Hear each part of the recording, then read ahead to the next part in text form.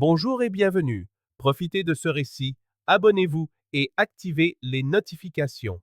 Scott Brennan, 61 ans, menait une existence aussi prévisible que les chiffres qu'il alignait chaque jour sur son bureau de comptable à Portland, Oregon.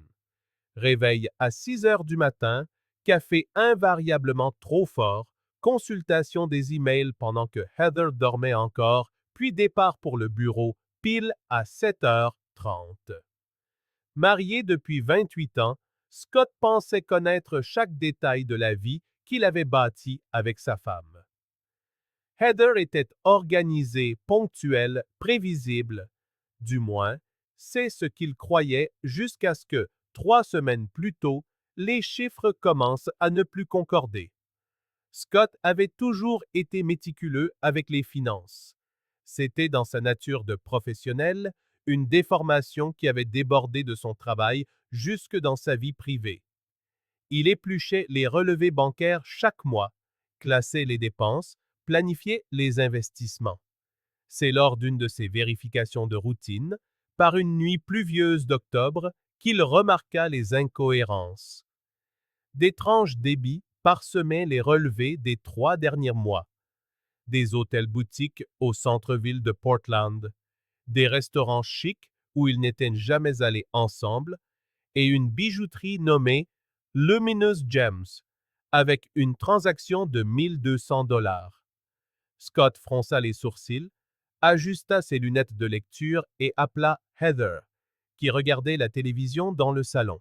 « Chérie, tu te souviens de ce débit?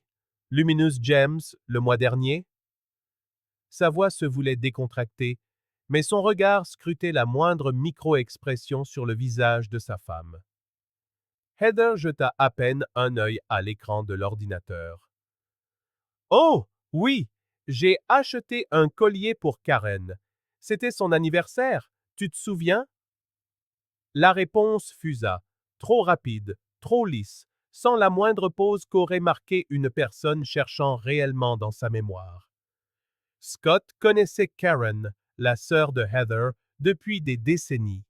Il n'avait aucun souvenir d'un anniversaire en septembre. Et ces restaurants? Bella Notte, The Pearl Room, ils sont plutôt chers. Heather eut un rire légèrement aigu. Oh, des soirées entre filles. Claire et moi, on essaye de nouveaux endroits pour déjeuner. Tu sais ce que c'est. On a besoin de varier un peu, de sortir de la routine. Scott hocha lentement la tête, mais quelque chose se tordit dans son estomac. Claire Morrison était l'amie de Heather depuis des années, mariée à un avocat, mère de 3 enfants. Il rangea l'information dans un coin de sa tête et n'insista pas cette nuit-là. Mais au cours des jours suivants, Scott se mit à observer. Vraiment observer. Heather avait subtilement changé. Elle s'habillait avec plus de soin, même pour de simples courses. Elle portait des parfums différents. Et chaque mercredi après-midi, sans faute, elle partait pour son cours de yoga, suivi d'un café avec les filles.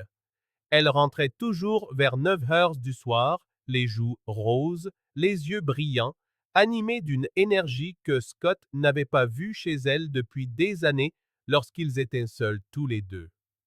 Le mercredi suivant, Scott décida de tester sa théorie. Il attendit l'heure du déjeuner, prit son téléphone et appela chez Claire Morrison. Claire elle-même répondit, surprise mais amicale. « Scott, quelle surprise! Tout va bien? » Il garda un ton neutre et amical. « Salut Claire. Désolé de te déranger. J'essaye de joindre Heather, mais son téléphone est éteint. Elle est avec toi? » Il y eut un silence. « Avec moi? Non, Scott. En fait, je n'ai pas vu Heather depuis quelques mois. Pourquoi? Il s'est passé quelque chose. » L'estomac de Scott se noua. Il improvisa rapidement, dit qu'il avait dû se tromper de jour, la remercia et raccrocha. Il resta assis dans sa voiture garée devant le bureau pendant 20 minutes, les mains tremblant légèrement sur le volant. Les pièces du puzzle commençaient à s'assembler de manière douloureuse. Ce soir-là, au dîner, Scott pouvait à peine regarder Heather. Elle parlait avec animation de sa séance de yoga, de la souplesse et de l'énergie qu'elle ressentait. Chaque mot était comme une lame. Scott mangea en silence, hochant la tête machinalement, tandis que son esprit de comptable organisait les faits, les dates, les preuves. Le lendemain matin, il prit une décision. Il lui fallait une preuve tangible. Il ne pouvait pas la confronter sur la base d'un simple soupçon et d'un appel à Claire. Il lui fallait quelque chose d'irréfutable. Scott passa la matinée à faire des recherches discrètes depuis son bureau. Une recherche détective privée Portland, Oregon, renvoya des dizaines de résultats. Il examina les sites web, lut les avis, compara les prix. Finalement, son choix se porta sur Linda Morales Investigations Privates. Le site était professionnel, discret, et les commentaires mentionnaient l'efficacité et une documentation impeccable. Scott appela pendant sa pause déjeuner. Linda avait une voix ferme et directe. Elle ne posa aucune question superflue, ne porta aucun jugement. Elle demanda simplement les faits. Le nom complet de la personne à suivre, la description du véhicule, la plaque d'immatriculation, les heures des activités suspectes et une photo récente si possible. Scott fournit tout. Heather Ann Brennan, Subaru Outback bleu foncé, plaque de l'Oregon HBX 4729, départ chaque mercredi entre 17h30 et 21h et une photo du dernier Noël montrant Heather souriante à côté de leur sapin décoré. Je commencerai demain, mercredi, dit Linda. Je documenterai tout avec des photos et des vidéos. Vous aurez un rapport complet jeudi matin. Scott la remercia, donna les informations de sa carte de crédit pour l'acompte initial et raccrocha en ressentant un mélange de soulagement et de nausée. Il était vraiment en train de le faire. Engager un détective pour suivre sa propre femme, la femme avec qui il partageait son lit depuis près de 3 décennies. Le mercredi suivant, Scott fit comme si de rien n'était. Il embrassa Heather sur la joue alors qu'elle partait, vêtue d'un legging noir et d'un nouveau chemisier qu'il n'avait jamais vu. Amuse-toi bien au yoga, chérie. Elle sourit, attrapa son sac de sport et ses clés de voiture. Je serai de retour vers 9 heures. Ne m'attends pas si tu es fatigué.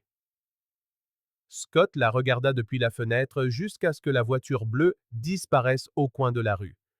15 minutes plus tard, son téléphone vibra. Un message de Linda. Cible localisée. Début de la surveillance. Pendant que Linda travaillait, Scott tenta de se distraire. Il regarda un match de basket sans vraiment y prêter attention, se prépara un sandwich qu'il toucha à peine et consulta des feuilles de calcul professionnelles sans en absorber un seul chiffre. Les heures s'étiraient comme du plomb en fusion. Chaque fois que son téléphone vibrait, son cœur s'emballait, mais ce n'était que des emails du travail et des notifications sans importance. À 10 heures ce soir-là, Heather rentra. Scott était dans le salon, faisant semblant de lire un livre. Comment c'était? Elle jeta son sac sur le canapé et s'étira. Super. Je suis épuisée, mais dans le bon sens du terme. Je vais prendre une douche et aller me coucher. Elle monta à l'étage. Scott entendit la douche se mettre en marche et ferma les yeux, émotionnellement vidé. Jeudi matin, à 8 heures précises, on sonna à la porte. Scott ouvrit et trouva Linda Morales en personne. C'était une femme d'une cinquantaine d'années, les cheveux gris tirés en un chignon impeccable, portant des lunettes discrètes et une expression neutre et professionnelle. Elle tenait un dossier noir. Monsieur Brennan, je vous apporte le rapport en personne, comme nous en avions convenu. Scott la fit entrer. Heather était déjà partie au travail. Ils s'assirent à la table de la cuisine. Linda ouvrit le dossier et commença à étaler des photographies imprimées en haute résolution. J'ai suivi la cible comme convenu. Voici la chronologie complète. Scott prit la première photo. Elle montrait une Subaru Outback bleu foncé garée devant une salle de sport. Il reconnut l'endroit. C'était à 3 rues de chez eux. La photo suivante montrait une femme sortant de la voiture. Scott fronça les sourcils. Il rapprocha la photo de ses yeux. La femme était blonde, d'âge mûr, en tenue de sport. Mais ce n'était pas Heather. La structure de son visage était différente, ses cheveux plus courts et ses proportions n'étaient pas les mêmes. Cette femme, commença Scott, la voix incertaine. Linda continua à montrer les photos. La femme entrant dans la salle de sport. La même femme en sortant 1 heure plus tard, visiblement en sueur. Puis, des photos d'elle entrant dans un salon de beauté appelé Shine and Style. D'autres photos d'elle en sortant avec des ongles fraîchement manucurés. Enfin, des photos d'elle dans un café nommé Daily Grind, assise avec 2 autres femmes, toutes les 3 riant et bavardant avec animation. Scott parcourut toutes les photos 2 fois, puis 3. Son cœur qui battait la chamade commença à ralentir. La confusion remplaça la panique. « Linda, dit-il prudemment, cette femme n'est pas ma femme. » Linda reprit le dossier, vérifia ses notes, puis la photo de Heather que Scott lui avait fournie. Elle les compara. Son calme professionnel se fissura 1 seconde, révélant une surprise sincère. « Monsieur Brennan, j'ai suivi le véhicule exactement comme spécifié. Subaru Outback bleu foncé, quittant l'adresse que vous m'avez donnée à 17h35 hier. » Elle vérifia à nouveau ses notes. Plaque de l'Oregon HBX 4209. Le sang de Scott se glaça. « Vous avez dit 4279 ?» Linda hocha la tête, revérifiant. « Oui, HBX 469. » Scott se passa une main sur le visage. « La plaque de ma femme est HBX 4729. 729, pas 279. » Le silence qui suivit fut lourd. Linda ferma brièvement les yeux. « Monsieur Brennan, je m'excuse. Il y a eu une erreur. J'ai dû mal noter le numéro où il y avait 2 Subaru similaires dans la rue et je... » Scott leva une main, coupant court à ses excuses. Il se sentait épuisé, soulagé, frustré et confus, tout à la fois. « Ce n'est rien, Linda. Les erreurs arrivent. » Il n'était pas en colère. En fait, il ressentait un étrange et irrationnel sentiment de soulagement. Peut-être avait-il tout imaginé. Peut-être devenait-il simplement paranoïaque sur ses vieux jours. Scott paya quand même Linda pour ses services. C'était juste. Elle avait travaillé toute la nuit. Après le départ de la détective, il resta longtemps assis à la table de la cuisine, fixant les photos d'une parfaite inconnue vivant sa vie innocente, ignorant totalement qu'elle avait été suivie par erreur. Scott eut un rire sans joie. Il perdait la tête, il s'inventait des liaisons imaginaires. Il avait peut-être besoin d'une thérapie, pas d'un détective. Il rangea les photos dans un tiroir, déterminé à oublier tout cet épisode et à travailler sur sa confiance envers Heather. Peut-être qu'elle faisait vraiment du yoga et passait du temps avec ses amis. Peut-être que Claire avait simplement confondu leur rendez-vous. Peut-être. Ce même après-midi, à 15 heures, Alors que Scott travaillait depuis son bureau à domicile, on sonna de nouveau à la porte. Il ouvrit et son cœur manqua un battement. Logan se tenait sur le seuil. Son fils de 24 ans, qui travaillait dans une start-up technologique au centre de Portland, avait l'air anéanti. Ses yeux étaient rouges, son visage pâle, ses épaules affaissées. « Logan, mon fils, qu'est-ce qui ne va pas ?» Scott le fit entrer, alarmé. Logan entra en chancelant, comme si son propre poids était devenu un fardeau. Ils s'assirent sur le canapé du salon. Logan enfouit son visage dans ses mains. « Papa, je dois te dire quelque chose. J'essaie depuis des jours, mais... Mon Dieu, ça va te détruire. » Scott sentit le monde basculer. « Qu'est-ce que c'est, Logan? Tu vas bien? Tu es malade? » Logan secoua la tête, cachant toujours son visage. « Ce n'est pas moi. C'est à propos de maman. » L'air quitta les poumons de Scott. Il resta figé, attendant. Logan leva enfin les yeux, des larmes coulant sur son visage. « Il y a 2 semaines, je suis allé déjeuner avec des collègues dans ce nouveau restaurant italien, Bella Notte. Tu vois lequel? » Scott hocha lentement la tête. Bella Notte, le même nom qu'il avait vu sur les relevés bancaires. On était assis dans la salle principale, on riait, on discutait. Puis j'ai regardé vers le fond du restaurant, là où se trouvent les tables plus isolées, plus privées. Logan fit une pause, la voix brisée. Et j'ai vu maman, papa. J'ai vu maman assise à une table dans un coin, face à un homme. Et ils s'embrassaient. Pas un baiser amical. C'était intime, passionné. Le monde de Scott s'effondra. C'était comme s'il avait reçu un coup de poing à l'estomac. Il ne pouvait plus respirer. Tu es sûr que c'était elle?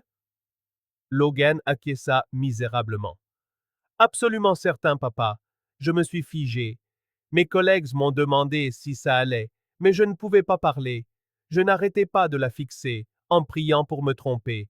Mais c'était elle, ses cheveux, son visage, son rire. C'était maman, et elle avait l'air heureuse, plus heureuse que je ne l'ai vue à la maison depuis des années. Logan sanglota. Je ne savais pas quoi faire.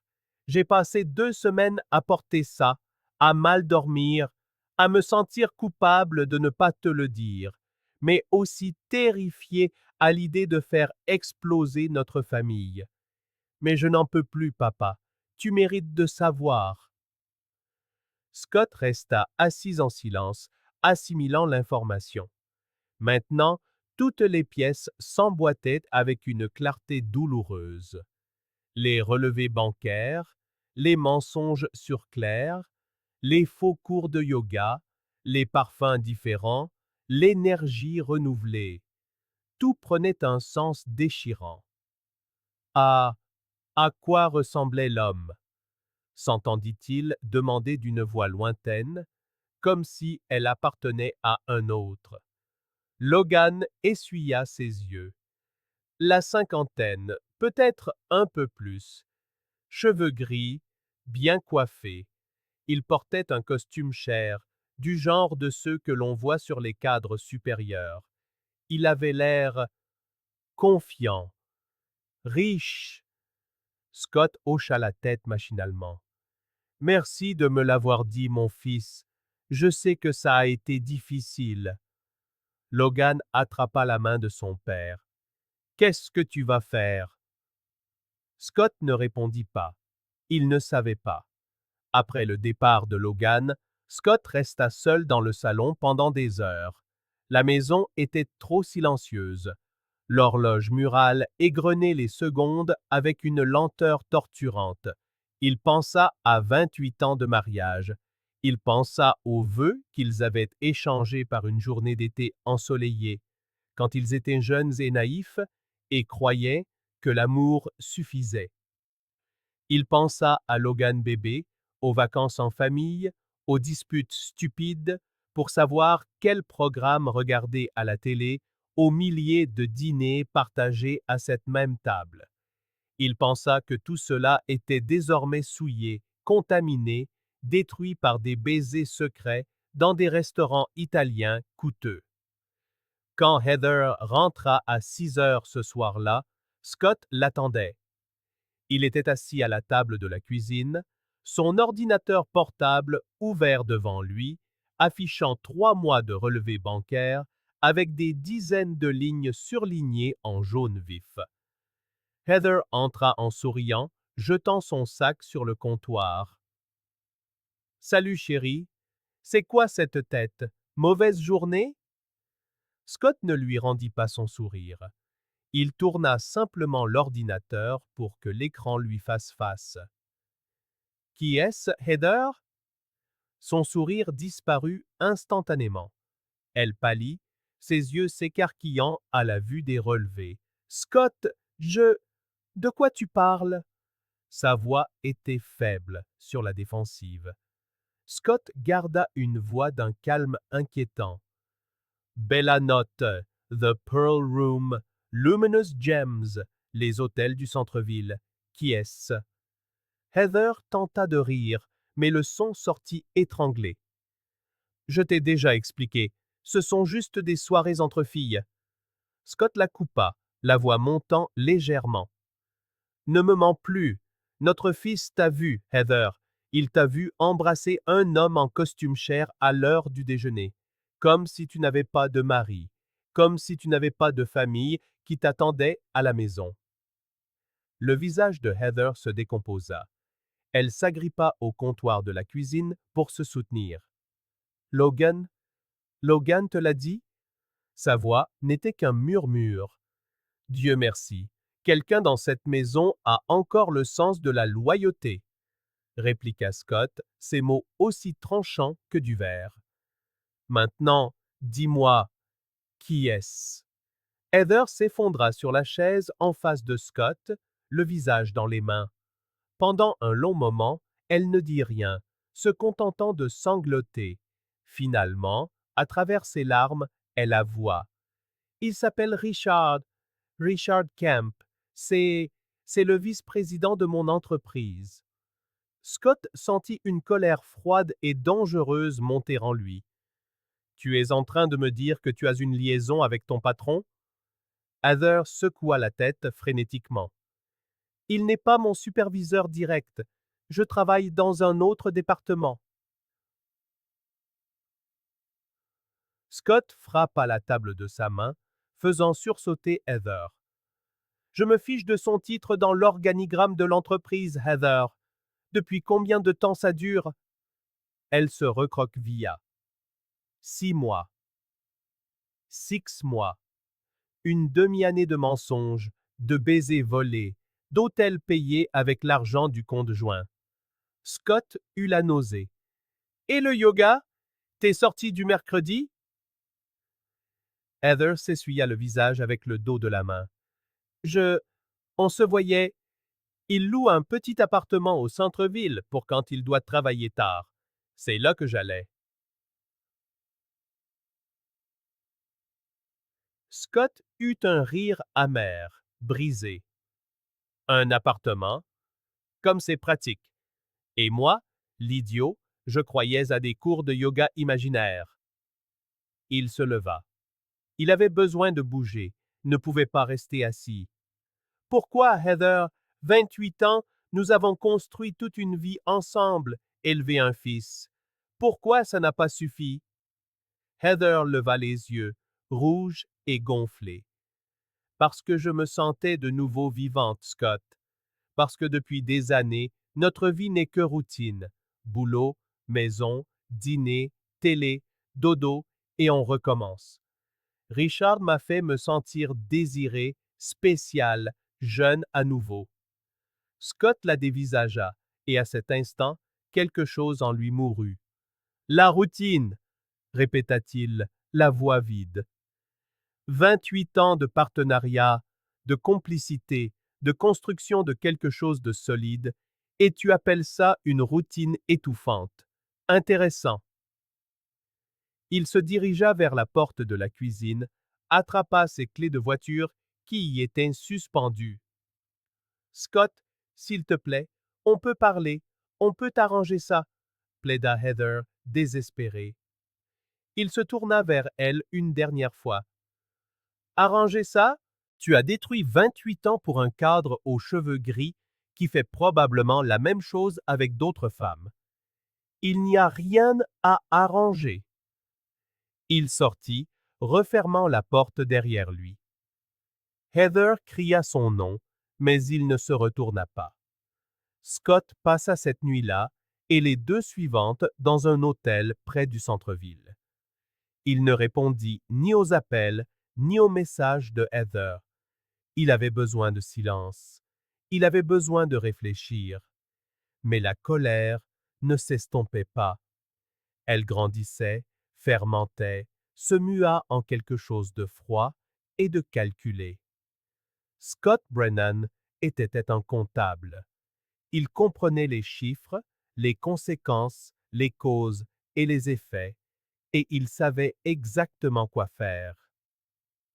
Le lundi matin, il engagea Margaret Thornton, l'une des avocates spécialisées en divorce les plus redoutables de Portland. Elle écouta toute l'histoire sans l'interrompre, prenant des notes méticuleuses. L'Oregon est un État de communauté de biens, expliqua-t-elle. Mais une infidélité avérée peut influencer les décisions du tribunal, surtout si nous pouvons prouver que des biens matrimoniaux ont été utilisés pour financer la liaison. Scott lui montra les relevés bancaires.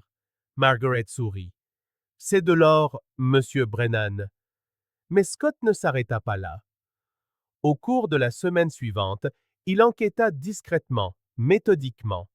Il découvrit que Richard Kemp était marié, avait 2 filles adolescentes et vivait à West Lynn, l'une des banlieues les plus riches de la métropole de Portland.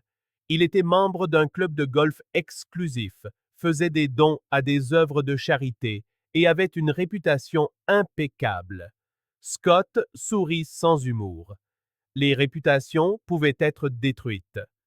Il créa une adresse e-mail anonyme et rédigea un message prudent et factuel, sans émotion, juste les faits.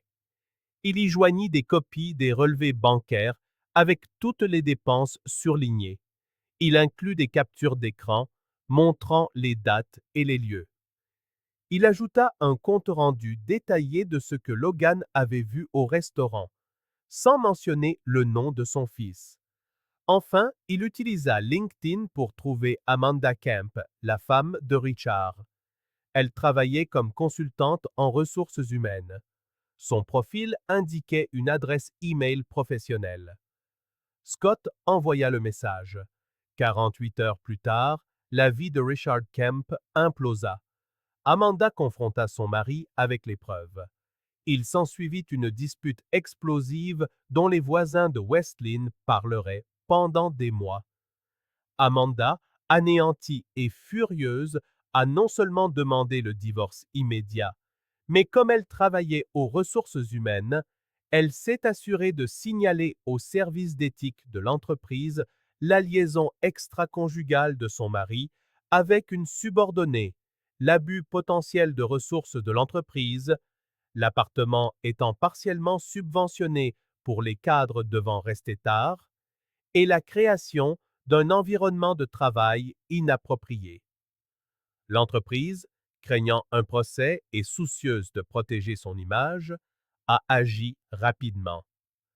Richard Kemp fut licencié pour faute grave le vendredi suivant, raccompagné à la porte par la sécurité, sa réputation en lambeaux.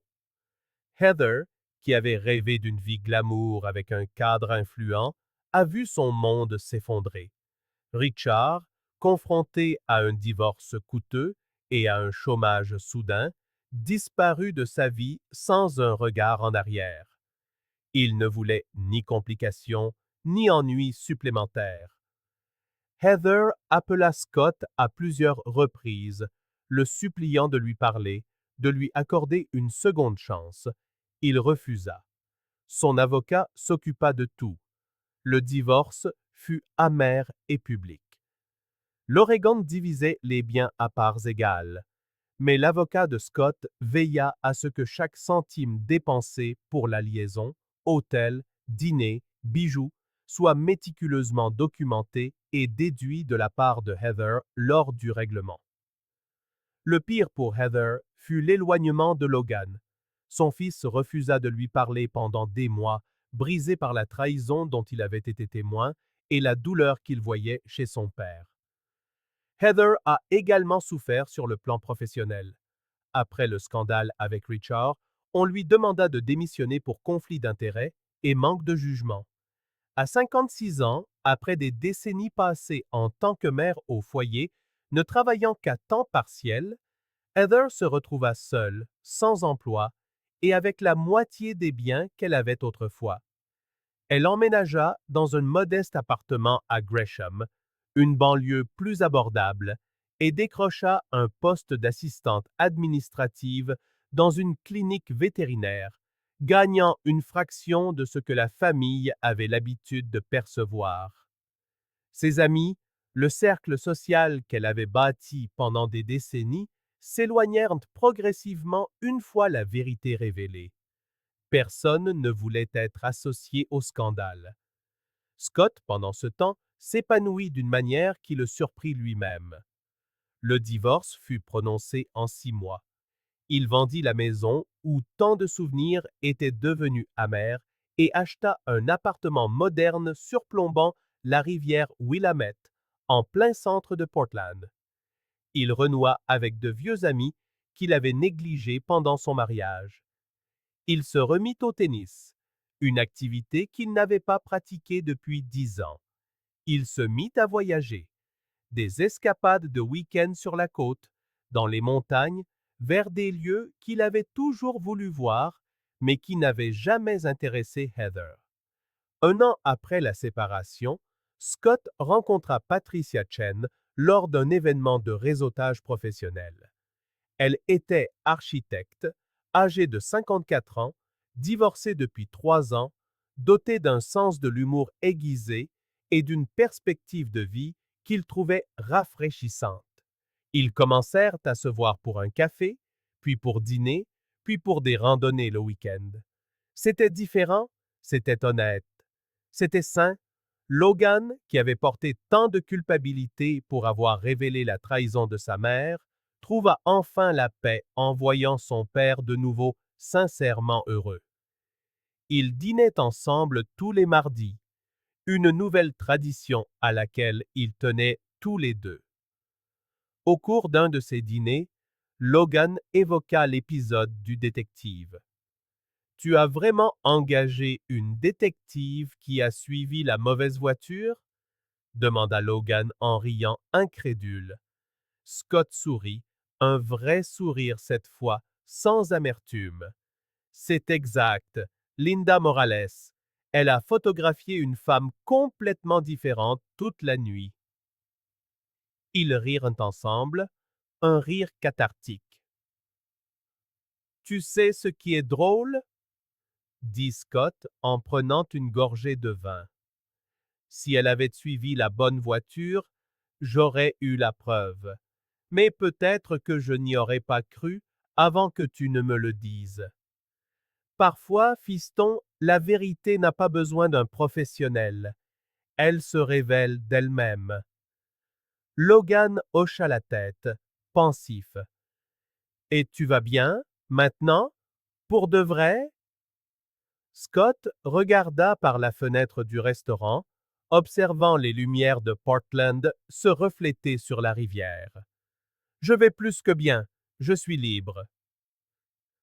2 ans après le divorce, Scott entretenait une relation stable avec Patricia. Ils avaient voyagé ensemble en Italie, un rêve qu'il caressait depuis des décennies. Il prit sa retraite à 63 ans avec une pension confortable et des investissements solides qu'il avait soigneusement protégés pendant le divorce. Sa vie était plus simple maintenant, mais infiniment plus authentique. Heather, apprit-il par des connaissances communes, vivait toujours seul, occupait toujours le même emploi mal payé et subissait encore les conséquences de ses choix. Richard Kemp avait déménagé dans une autre ville, essayant de reconstruire une carrière ruinée. Amanda, son ex-femme, avait gardé la maison de West Lynne et une part substantielle de son épargne retraite. Justice poétique, pensa Scott en apprenant la nouvelle. Un après-midi de printemps, alors qu'il triait de vieux documents, Scott tomba sur le dossier contenant les photos prises par Linda Morales, les photos de la mauvaise femme vivant sa vie innocente. Il les regarda et se mit à rire. Il remit le dossier à sa place. C'était un curieux rappel que parfois, les erreurs nous mènent exactement là où nous devons être. Si Linda avait suivi la bonne voiture, peut-être que Scott aurait confronté Heather différemment. Peut-être que l'issue aurait été autre. Mais ce ne fut pas le cas, et il en était reconnaissant. Car lorsque la vérité a finalement éclaté, elle est devenue de la bonne personne, son fils, poussé par l'amour et la loyauté, et cela avait un sens. Cela signifiait que malgré tout, il avait élevé un homme bon, honnête et courageux, et c'était une victoire qu'aucune trahison ne pourrait jamais ternir. Scott referma le dossier, le rangea dans une boîte de vieux souvenirs qu'il ouvrait rarement, et sortit pour retrouver Patricia pour le dîner. La vie continuait. Et pour la première fois depuis des décennies, Scott Brennan était vraiment heureux. Merci d'avoir regardé la vidéo. Si elle vous a plu, n'oubliez pas de vous abonner à la chaîne et d'activer les notifications pour ne manquer aucune nouveauté. À la prochaine fois.